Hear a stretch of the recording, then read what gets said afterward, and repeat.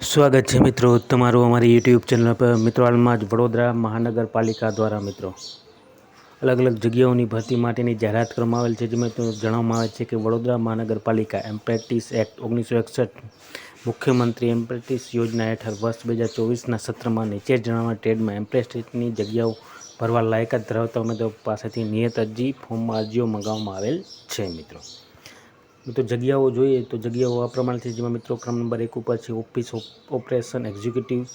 લાયકાત જોઈએ તો સ્નાતક સામાન્ય વાણિજ્ય પ્રવાહ વર્ષ 2016 કે તે પછી સ્નાતક પાસ કરેલ હોય તેવા ઉમેદવારોને પ્રાધાન્ય આપવામાં આવશે। ત્યારબાદ ક્રમ નંબર 2 ઉપર છે computer operator and programming assistant. મિત્રો શૈક્ષણિક લાયકાત ITI ટ્રેડ પાસ। ત્યારબાદ ક્રમ નંબર 3 ઉપર છે મિત્રો વાયરમેન।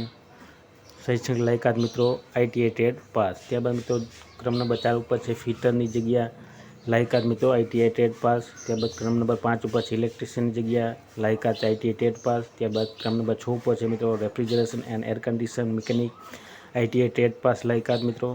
ત્યારબાદ આગળ જોઈએ મિત્રો તો ક્રમ નંબર 7 ઉપર છે મિત્રો ડ્રાફ્ટ્સમેન સિવિલ ITI લાયકાત ITI ટ્રેડ પાસ। ત્યારબાદ ક્રમ નંબર 9 ઉપર છે સર્વેયરની જગ્યા મિત્રો લાયકાત ITI ટ્રેડ પાસ। ત્યારબાદ મિત્રો ક્રમ નંબર 9 ઉપર છે હેલ્થ એન્ડ સેનેટરી ઇન્સ્પેક્ટરની જગ્યા તેમાં પણ મિત્રો ITI ટ્રેડ પાસ। ત્યારબાદ ક્રમ નંબર 10 ઉપર છે મિકેનિકલ મોટર વ્હીકલ મિત્રો લાયકાત ITI ટ્રેડ પાસ। અને ત્યારબાદ ક્રમ નંબર 11 ઉપર છે મિકેનિકલ ડીઝલ મિત્રો ITI ટ્રેડ પાસ। અને લાસ્ટમાં મિત્રો ક્રમ નંબર 12 ઉપર છે ઓફિસ આસિસ્ટન્ટ એટલે કે પ્યુનની જગ્યા ધોરણ 10 પાસ મિત્રો। વય મર્યાદા જોઈએ તો 18 થી 28 વર્ષની વચ્ચે હોવી જોઈએ પ્યુન માટેની જગ્યાઓ। ત્યારબાદ જે મિત્રો અગત્યની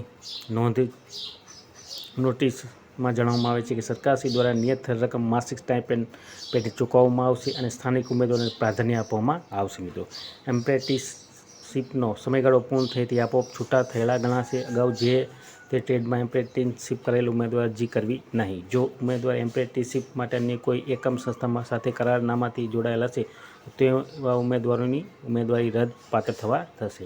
મિત્રો વડોદરા મહાનગરપાલિકાની વેબસાઇટ www.vmc.gov.in ઉપર જાહેરાત સાથે સામેલ અરજીપત્રકમાં અરજી કરવાની રહેશે। અરજી કવર પર મોબાઈલ નંબર અને ટ્રેડનું નામ ફરજિયાત લખવાનું રહેશે। અરજી સ્પીડ પોસ્ટથી અથવા તો રજિસ્ટર પોસ્ટ એડીથી કરવાની રહેશે। અરજી રૂબરૂ સ્વીકારવામાં આવશે નહીં। અરજી વિગતવારી જરૂરી પ્રમાણપત્રો સિવાયની તથા મુદ્દત બહારની અરજી કોઈપણ સંજોગોમાં ગ્રાહ્ય રાખવામાં આવશે નહીં। એટલે કે મિત્રો જે અરજી કરવા માંગતો ઉમેદવાર ઓફલાઈન અરજી કરવાની રહેશે મિત્રો।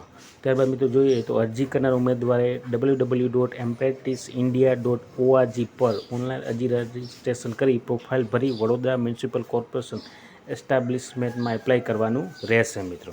અને મિત્રો જે અરજી કરવાનું સરનામું છે એટલે કે જે પોસ્ટ કરવાનું રહેશે મિત્રો તે મિત્રો આ પ્રમાણે છે। જેમાં મિત્રો સ્થળ રહેશે સામાન્ય વહીવટ વિભાગ એમ્પ્રેન્ટિસ શાખા રૂમ નંબર 127। ત્યારબાદ રહેશે 1 ખંડેરાવ માર્કેટ બિલ્ડિંગ વડોદરા 39 આ એડ્રેસ ઉપર મિત્રો તમારે અરજી કરવાની રહેશે।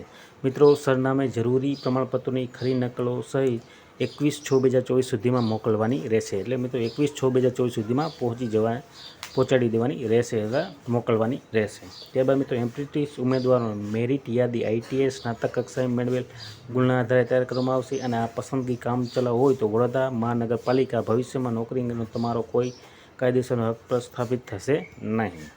તો મિત્રો આ પ્રમાણે વડોદરા મહાનગરપાલિકા દ્વારા અલગ અલગ એમ્પ્રેન્ટિસની જગ્યાઓ માટેની ભરતી માટેની જાહેરાત કરવામાં આવે છે। અને ત્યારબાદ મિત્રો જે ફોર્મ ભરીને તમારે જે પોસ્ટ કરવાનું રહેશે તે આ પ્રમાણે છે। જો મિત્રો ટ્રેડરનું નામ અરજદારનું નામ જન્મ તારીખ જાતિ સરનામું કાયમી સરનામું મિત્રો અહીંયા તમારો ફોટોગ્રાફ અહીંયા લગાવવાનો રહેશે મિત્રો। મોબાઈલ નંબર ઈમેલ ID મિત્રો અને ત્યારબાદ નીચે મિત્રો શૈક્ષણિક લાયકાત જણાવેલ રહેશે। જેમાં અનુક્રમ નંબર પરીક્ષાનું નામ બોર્ડ અને સંસ્થાનું નામ પાસ કરેલું વર્ષ અને મેળવેલ ટકાવારી કે ગ્રેડ। ત્યારબાદ નીચે મિત્રો અહીંયા તમારું સ્થળ તારીખ અને ઉમેદવારની અહીંયા સહી